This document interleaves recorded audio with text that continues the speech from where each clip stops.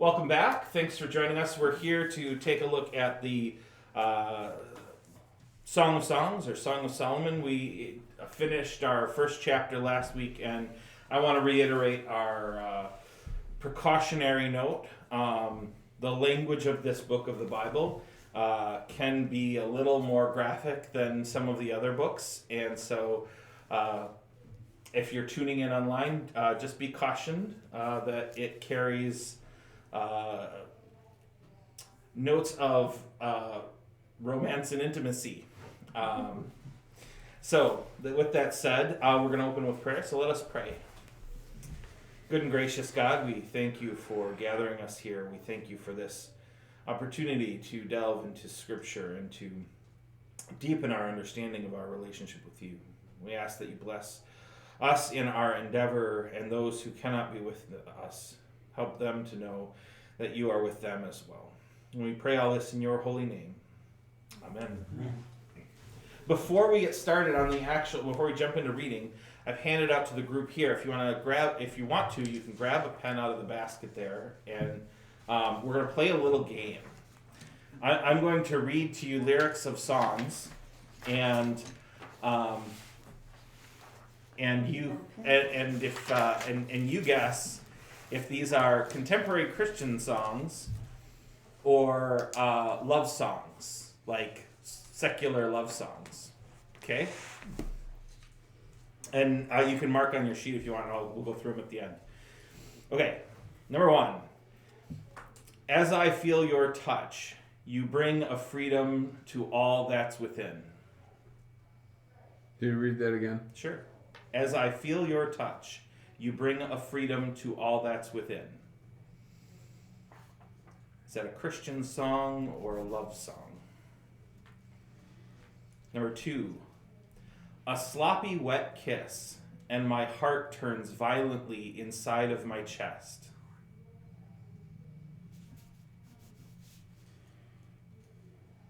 I worry that you're reading my eyes because you keep looking up at me. Okay, 3. I can feel you breathe. It's washing over me. Suddenly, I'm melting into you.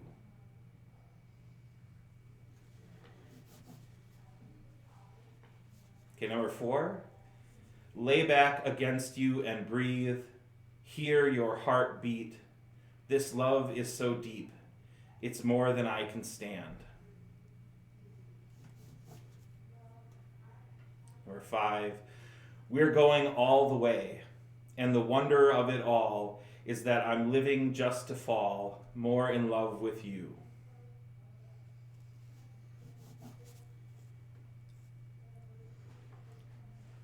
Number 6. Your love is 1 in a million. It goes on and on and on. You give me a really good feeling all day long.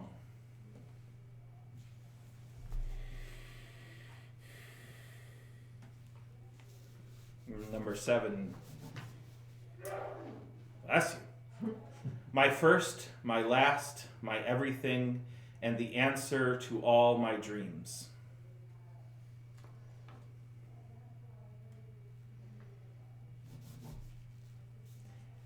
Number 8. Your voice is warm and tender, a love that I could not forsake.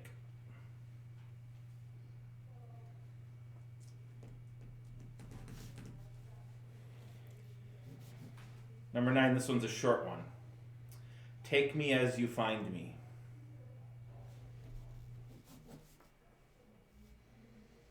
Number 10. I've heard the tender whisper of love in the dead of night.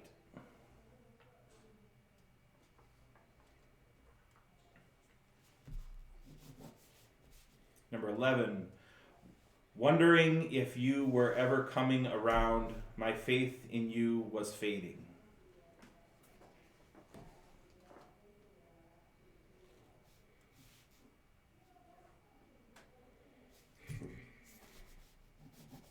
Number 12, past the horizon that I only looked at before.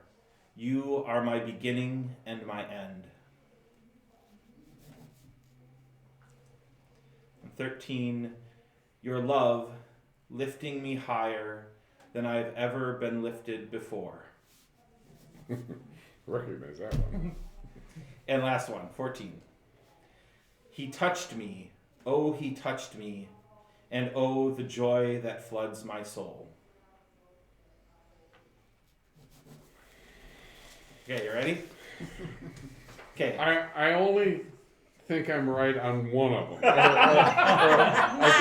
I think I'm 51% right on one. Okay. No, that one is probably 99% right. Right. But the others are 50-50. I know, it's interesting. It's tough, isn't it? Okay, so, one. As I feel your touch, you bring a freedom to all that's within is a Christian song called Pour Out My Heart by Matt Redman. I guess I got that one. Number 2, a sloppy wet kiss and my heart turns violently inside my chest. Also, contemporary Christian song, How He Loves Me by John Mark McMillan. Okay. Now, wait a minute. Yeah. So it's a Christian song written by who? John Mark McMillan. And how contemporary is it? Most of these are probably from the last few decades. And is that in any church hymnal? Probably not. But So what makes it a Christian song then? Because it's about God and religion. It's done by a Christian band. It's used in churches as praise music or contemporary praise music. It is Yeah. It was written as a Christian song. Yep. The subject matter is not somebody's romantic interest, but God. What's the name of it? How He Loves Me. How He Loves Me. He Loves Me. Sloppy kiss. Yep. A sloppy And wet kiss. what's the author? John Mark McMillan. You're gonna go look this one up. McMillan. All right. I'm not familiar with this song, but I'm guessing the sloppy wet kiss might have something to do with Simon Peter. Okay. That's at Gethsemane. That's my guess. Anyways, all right, 3. I can feel you breathe. It's washing over me. Suddenly I'm melting into you. Love song. Breathe by Faith Hill. Number 4. Lay back against you and breathe. Hear your heartbeat. This love is so deep. It's more than I can stand is a Christian song. The More I Seek You by Carrie Job. 5, we're going all the way, and the wonder of it all is that I'm living just to fall more in love with you is Christian song Deeper by Delirious.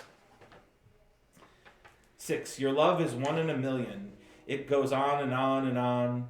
You give me a really good feeling all day long is a love song. 1 in a million by Elia. Number 7, my first, my last, my everything, and the answer to all my dreams is a love song. My first, my last, my everything by Barry White. Number 8, your voice is warm and tender, a love that I could not forsake is a love song. The Power of Love by Celine Dion. Number 9, Take Me As You Find Me is a Christian song, As You Find Me by Hillsong. Not to be confused with the love song by Mary J. Blige, Take Me As I Am. Okay. That's what got me. Number 10, I've heard the tender whisper of love in the dead of night is a Christian song called Good Good Father by Chris Tomlin. Number 11, wondering if you were ever coming around, my faith in you was fading is a love song. My faith in you was fading by Taylor Swift. Number 12, past the horizon that I only looked at before, you are my beginning and my end is a love song. It's the translation of the lyrics to the song You're My End and My Beginning by Korean artist Kim Jae Hwan. 13, your love lifting me higher than I've ever been lifted before is a love song. Your love keeps lifting me higher and higher by Jackie Wilson. And 14, he touched me, oh he touched me, and oh, the joy that floods my soul. That's gotta be Christian. That's Christian. Yeah. He Touched Me by the Gaither Brothers. Beautiful song. So, anybody do better than 50-50? Yeah, I got, whatever 8 out of 14 is right. All right, yeah, just one better than 50-50. One better than 50-50. It's hard, isn't it? Hard to tell the difference. Well, you're comparing. You're using the word love as in the love of God and the love of another human being. I mean, it's. Except that most of these lyrics don't include the word love. Yeah, you're right. But they're talking about love. They're talking about the concept of love. Yeah. But so it's interesting. Now, the other interesting thing about this is the oldest love song on here, the oldest Christian song on here is the one by the Gaither Brothers. So we're talking, technically last century, but within the last 100 years. If you try to do this with classic hymnals written in the 12th, 13th, 14th century, a lot harder to do. It might be that some of how we read scripture today, or how we might look at Song of Songs, can be affected by the kind of music that we're hearing, whether we're conscious of it or not, and the language that it uses to talk about God. Our culture has shifted in the last 100 years in how we use language around God. We have deliberately made Christian music sound like love songs. Yeah. Now, that's not to say that the old hymns don't have some of that. If you really dig hard enough, you'll find it. But anything written in the last century from Christian music, there's a good chance that it's going to match something else that's going on in our musical culture, which, to be fair, was what hymn writers have been doing for at least for the last 500 years. Martin Luther made a big deal out of writing Christian hymns that were written to the tune of bar songs, tavern songs, because people knew the tune, so they could sing the music. All they had to do was be given the words, right? So he was matching his culture. We do the same thing now. So anyways, I thought that's a fun little experiment. I thought it would be worth doing. It's intriguing though, because when we look at Song of Songs, which is debated to its real meaning, as I mentioned last time, Michael V. Fox, who's a Hebrew and Egyptian scholar, suggests that the number of parallels that this bears to Egyptian love poetry strongly suggests that it has actually very little to do with the subject of God, and is much more of an erotic love poem. and we looked deeply at verses last week. What we're going to do going forward, though, is we're going to just read through it chapter at a time like we've done before, and if there are things that jump out at you or things that sound odd or you'd like to ask about, we'll go from there. So can I get a volunteer for chapter 2? I wasn't here last week, so I'll do it. Okay. I am a rose of Sharon, a lily of the valleys. As a lily among brambles, so is my love among maidens. As an apple tree among the trees of the wood, so is my beloved among young men. With great delight I sat in his shadow, and his fruit was sweet to my taste. He brought me to the banqueting house, and his banner over me was love. Sustain me with raisins, refresh me with apples, for I am sick with love. Oh, that his left hand were under my head, and that his right hand embraced me. I adjure you, O daughters of Jerusalem, by the gazelles or the hinds of the field, that you stir not up nor awaken love until it please. The voice of my beloved, behold, he comes, leaping upon the mountains, bounding over the hills.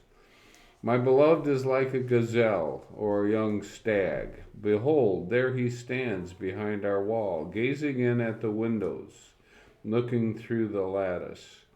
My beloved speaks and says to me, Arise, my love, my fair one, and come away. For lo, the winter is past, the rain is over and gone. The flowers appear on the earth, the time of singing has come, and the voice of the turtle dove is heard in our land. The fig tree puts forth its figs, and the vines are in blossom, they give forth fragrance. Arise, my love, my fair one, and come away. O my dove in the clefts of the rock, in the covert of the cliff, let me see your face, let me hear your voice, for your voice is sweet, and your face is comely. Catch us the foxes, the little foxes that spoil the vineyards, for our vineyards are in blossom. My beloved is mine, and I am his. He pastures his flock among the lilies. Until the day breeze and the shadows flee, turn, my beloved, be like a gazelle or a young stag upon rugged mountains. Okay, thank you. Okay, so a couple of things to note. Apples in the Bible are never apples. They're because in Israel at the time, the wild apples would have been bitter and nasty, and nobody would have eaten them. And they're not the cultivated apples that we eat today. So they're probably more like apricots or something of that nature. Gazelle. I made myself a note about this one. Oh, okay. So the references to gazelle, I think we get a couple of them in this chapter, are interesting because this is actually arguably one of the occasions that represents a pun about that alludes to God. And so I want to look this one up and make sure I get this right.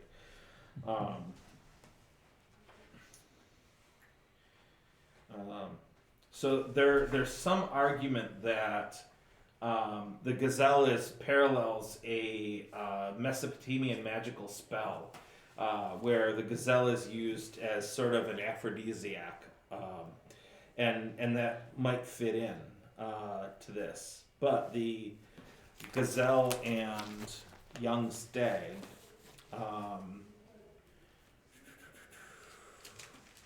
to find this here where he mentions it.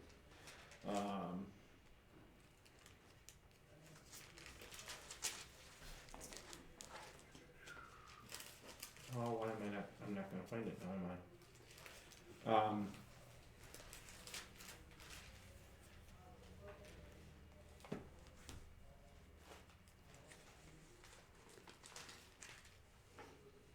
I'm sorry, I should have marked this one beforehand.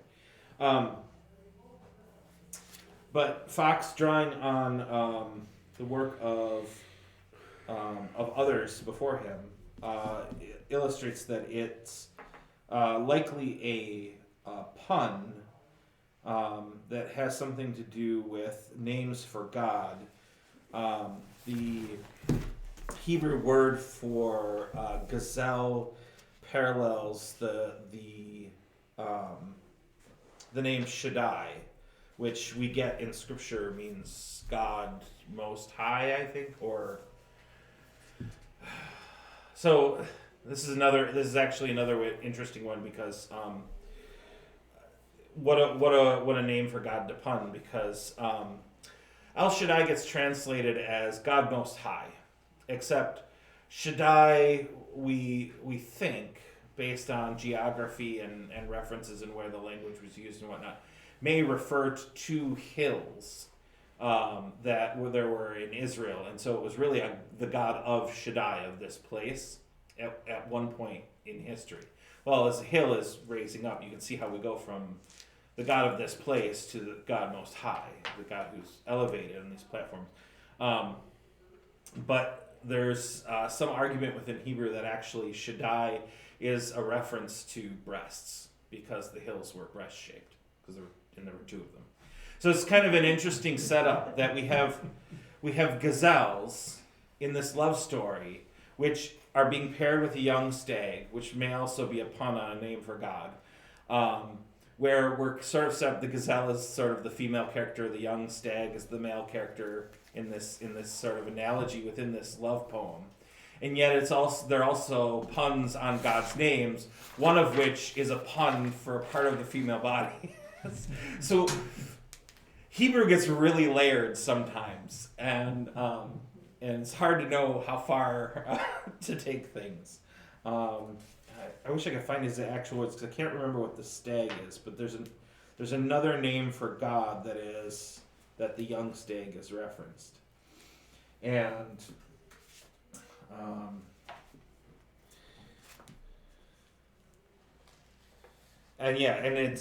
so Fox argues that there actually is within here something that is often overlooked by those who emphasize the religious nature of this text, that they do invoke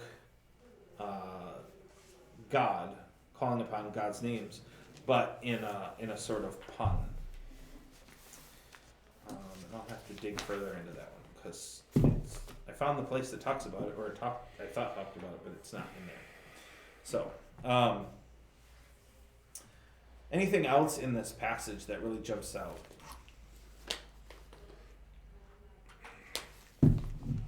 We get half a verse that everyone's probably heard before. Arise, my love, my fair one, and come away. It gets used in poetry and in love songs, and it's probably, does anybody have a different translation for that? It's in verse 10 and 13. Arise, my love, my fair one, and come away. That's exactly what mine says. Mine says, my darling, my beautiful one, come with me. Oh, that's right. Yours is a paraphrase. Yeah. So, just about every translation, it's there are certain passages in the Bible that are just so.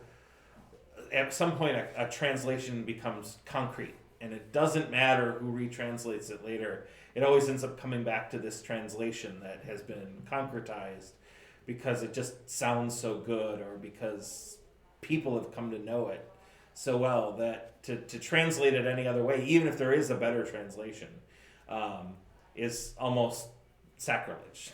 So this is one of those kind of verses that every non-paraphrase will likely have this exactly the same.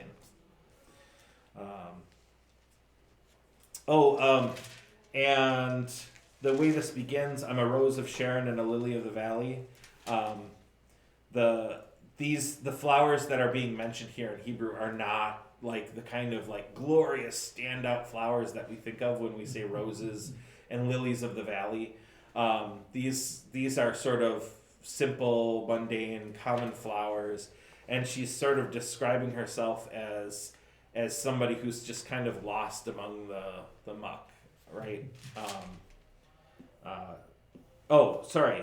This is the male voice, actually. The man in the story is describing himself as a flower lost in the brambles. And so is my love among maidens. His love is not witnessed, not seen, not noticed.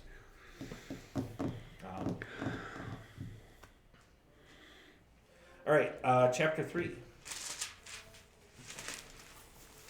I'll go on. Upon my bed at night I sought him whom my soul loves. I sought him, but found him not. I called him, but he gave no answer. I will rise now and go about the city, in the streets and in the squares. I will seek him whom my soul loves. I sought him, but found him not. The sentinels found me as they went about in the city. Have you seen him whom my soul loves? Scarcely had I passed them when I found him whom my soul loves. I held him and would not let him go until I brought him into my mother's house and into the chamber of her that conceived me. I adjure you, O daughters of Jerusalem, by the gazelles or the wild does, do not stir up or awaken love until it is ready. What is that coming up from the wilderness, like a column of smoke, perfumed with myrrh and frankincense, with all the fragrant powders of the merchant? Look, it is the litter of Solomon. Around it are 60 mighty men of the mighty men of Israel, all equipped with swords and expert in war, each with his sword at his thigh because of alarms by night. King Solomon made himself a palanquin from the wood of Lebanon. He made its posts of silver, its back of gold, its seat of purple. Its interior was inlaid with love. Daughters of Jerusalem, come out. Look, O daughters of Zion, at King Solomon, at the crown with which his mother crowned him on the day of his wedding, on the day of the gladness of his heart. Okay, thank you. Okay, so this one does carry what can be interpreted as a bit more of a religious text, right? Yeah, I went out seeking my love, if your love is God, and could not find him. I called to him, he did not answer, right? I mean, this sounds a little bit more like your traditional love song. And I apologize. The reference to gazelles that names God is here in verse 5. I was thinking it was in chapter 2. It's the one in chapter 5. I adjure you. So she's asking them, to the women of Jerusalem, the daughters of Jerusalem, to be cautious. And she's saying basically in the name of God, right? And so the pun there of gazelles and wild does is where that shows up. And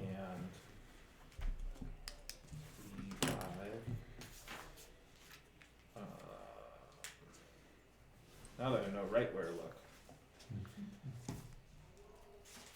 In theory.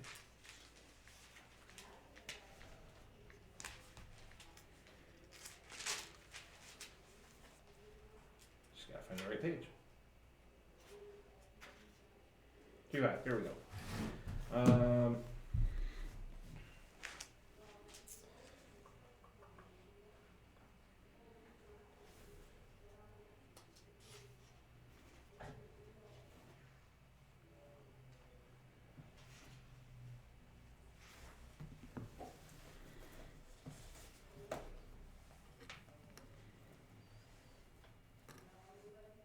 And of course, now I can't find it either. Well, all right, I give up. But it's in there. I swear. All right. But then we do get this sort of odd passage after we hear that she's seeking her love, and she goes into and she finds him out in the streets, and she grabs hold of him and takes him into the chamber of her mother, where her mother conceived her, which is kind of allusion to what the purpose might be, right? And then after doing so, she says, "Now, ladies, don't wake up. Keep to yourself. Stay asleep. Don't listen to what's happening here," right? But then we get this sort of odd thing, right? That what is that coming from the wilderness? The column of smoke, and we get Solomon and a preparation for a wedding and all that. There's an argument that this is actually one of the texts that is added in later, from verse 6 all the way to the end of chapter 3, has been added in to this text at a different date.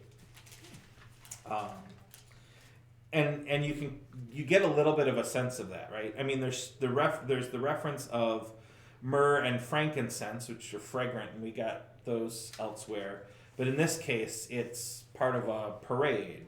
All of a sudden, in the midst of this poem about a man and a woman, or God and God's love, depending on your interpretation, we suddenly get a military royal procession down the streets, right? And it's kind of odd. We get men with swords. We get alarms at night. We get Solomon riding on a palanquin, sedan chair, and we get silver and gold and all. None of these things really fit the poem we've been reading, and that's what leads scholars to think this may have been slipped into the text. Purpose for that, who knows? maybe because there's no real mention of marriage other than, I don't think there is any mention of marriage other than here for this couple, which might prove problematic in some cultures. But as I mentioned, there's no reference to whether the male and female in these stories are married or not.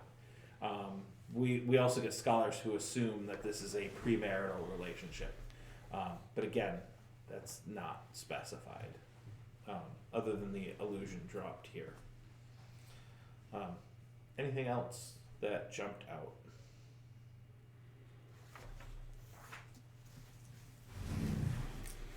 Okay. Take someone to read 4 for us. I can read it. Okay. Behold, you are beautiful, my love. Behold, you are beautiful. Your eyes are doves behind your veil. Your hair is like a flock of goats moving down the slopes of Gilead. Your teeth are like a flock of shorn ewes that has come up from the washing, all of which bear twins, and not one among them is bereaved. Your lips are like a scarlet thread, and your mouth is lovely. Your cheeks are like halves of a pomegranate behind your veil. Your neck is like the Tower of David built for an arsenal, whereon hang 1,000 bucklers, all of them shields of warriors. Your 2 breasts are like 2 fawns, twins of a gazelle, that feed among the lilies. Until the day breeze and the shadows flee, I will hie me to the mountain of myrrh and the hill of frankincense. You are all fair, my love. There is no flaw in you. Come with me from Lebanon, my bride. Come with me from Lebanon. Depart from the peak of Ammon, from the peak of Senir and Hermon, from the dens of lions, from the mountains of leopards. You have ravished my heart, my sister, my bride. You have ravished my heart with the glance of your eyes, with one jewel of your necklace. How sweet is your love, my sister, my bride. How much better is your love than wine, and the fragrance of your oils than any spice. Your lips distill nectar, my bride. Honey and milk are under your tongue. The scent of your garments are like the scent of Lebanon. The garden lock is my sister, my bride. The garden lock, a fountain sealed. Your shoots are an orchard of pomegranates with all choicest fruits, henna with nard and saffron, calamus and cinnamon, with all trees of frankincense, myrrh, and aloes, with all chief spices, a garden fountain, a well of living water, and flowing streams from Lebanon. Awake, O north wind, and come, O south wind. Blow upon my garden, let its fragrance be wafted abroad. Yet my beloved come from his garden, and eat its choicest fruits. Okay, thank you. So we talked last week, the references to vineyard and garden can be taken a little too far. This is not an anatomical pun in this case. Yeah, let's just leave it at that. But how would you like to be described in the way this begins? Your teeth are like, where is it? Your hair is like a flock of goats. Your teeth are like a flock of shorn ewes. Is it when they're white? Well, Because they're short, that's when they look cleanest. yeah, they're not fuzzy. Your teeth are not fuzzy, right? But not just a flock of shorn ewes, but shorn ewes that have just come up from washing, all of which bear twins. You've got all your teeth. You got a lot of them, right? Your lip is like a crimson thread. Well, that one's, thin lips, thick lips. I guess thin lips here are good. Your neck is like the Tower of David, built in its courses, and on it hang thousands of shields of warriors. right? Okay, so it's jewelry, right? It's like little scales, or like we would have now a sequins. She's wearing a thick necklace that adorns her neck. We actually see some of this still in African and Arabic cultures around the world, where women's jewelry has these sort of patterns of sort of sequins. In a lot of cases, those are actually coins. It's actually money, and it's one of the ways that they carry around money. The women hold the money in those cultures, and they wear it publicly, which is interesting. But yeah, so she's got a long neck, and she's got some pretty jewelry. And then, of course, how can you overlook verse 5? And your two breasts are like fawns, twins of a gazelle. What are gazelles known for? Jumping and leaping. I don't know how people read this and immediately like, oh, what wonderful language from God to us.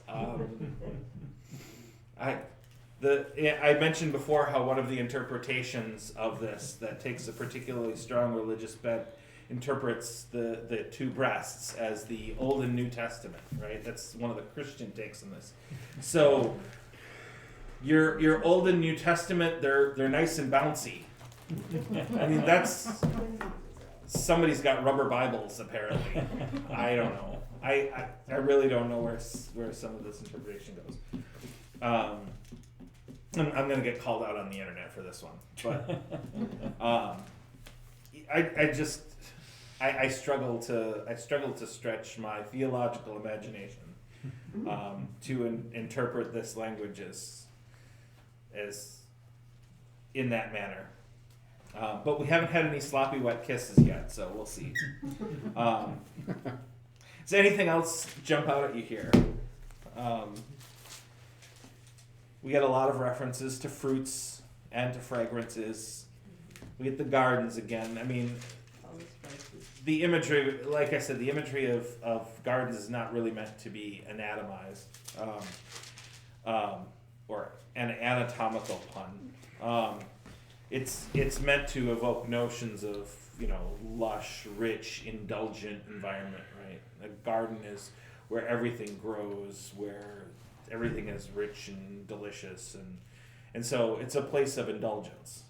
So from her garden to his garden, this is an experience of indulgence, right?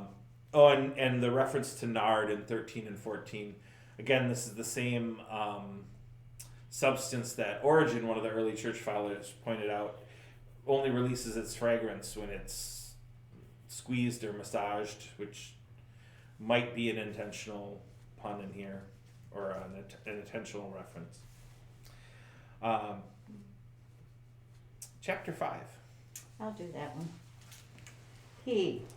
I have come into my garden, my sister, my bride. I have gathered my myrrh with my spice. I have eaten my honeycomb and my honey. I have drunk my wine and my milk. Eat, friends, and drink.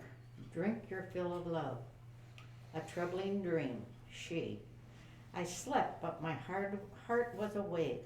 Listen, my beloved is knocking. Open to me, my sister, my darling, my dove, my flawless one. My head is drenched with dew, my hair with the dampness of the night. I have taken off my robe. Must I put it on again? I have washed my feet. Must I soil them again?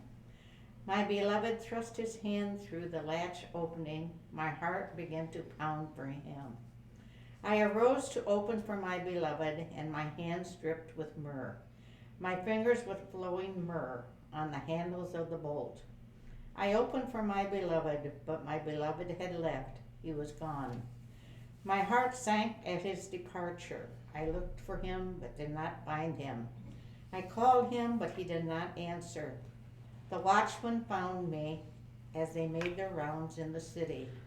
They beat me, they bruised me, they took away my cloak, those watching of the walls. Daughters of Jerusalem, I charge you, if you find my beloved, What will you tell him? Tell him I am bait with love. How is your beloved better than others, most beautiful of women? How is your beloved better than others, than you so charge? She. My beloved is radiant and ruddy, outstanding among 10,000. His head is purest gold, his hair is wavy, and black as a raven. His eyes are like doves by the water streams, washed in milk, mounted like jewels. His cheeks are like beds of spice, yielding perfume. His lips are like lilies, dripping with myrrh. His arms are rods of gold, set with topaz. His body is like polished ivory, decorated with lapis lazuli. His legs are pillars of marbles, set on bases of pure gold. His appearance is like Lebanon, choice as its cedars. His mouth is sweetness itself. He is altogether lovely. This is my beloved. This is my friend, daughter of Jerusalem. Thank you. It takes a little bit of a turn there, doesn't it? So we get this little interesting insight right after we get started on verse 5. Likely those first 4 lines in verse 5 actually belong with the poetry in chapter 4. But then we get that little eat, friends, drink, and be drunk with love, right? So that marks the exact center of the poem. It's you can tell it's almost deliberate, right? We have a sudden shift, and it happens at the exact middle, and we get this little inset, like an introit within the song, and then suddenly it shifts to this dream where she can't sleep and she awakens and she can't find her love, and she's out when she's out after curfew, and so she's attacked and arrested by the people who are keeping guard for being out after dark, and so she calls upon the women of the city to find her love. So this is, the manhunt has begun, and she describes for the women what her love looks like, and of course it's poetic language, so it doesn't make any sense. We know very little about what this person looks like from the description. I mean, his head is finest gold. You'd think he was blonde, but he's also radiant and ruddy. Maybe he's a redhead, but his locks are wavy and black like a raven. Oh, he's got black hair, right? So his skin is red and it's gold, maybe, and his hair is black. And his eyes are like doves, bathed in milk. So, if it wasn't white enough, it's even whiter now. His eyes. And then he describes her, and she describes him in terms of metals and jewels and spices. I don't know that I could ever find this person from this description, but it's poetry. She's describing the beauty of the person that she loves.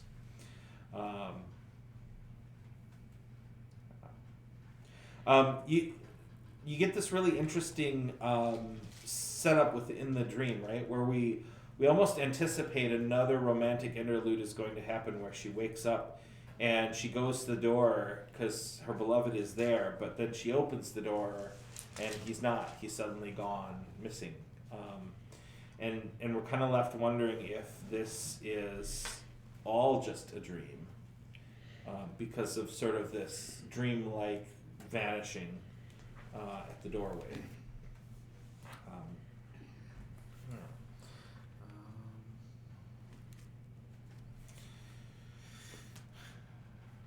Anything else?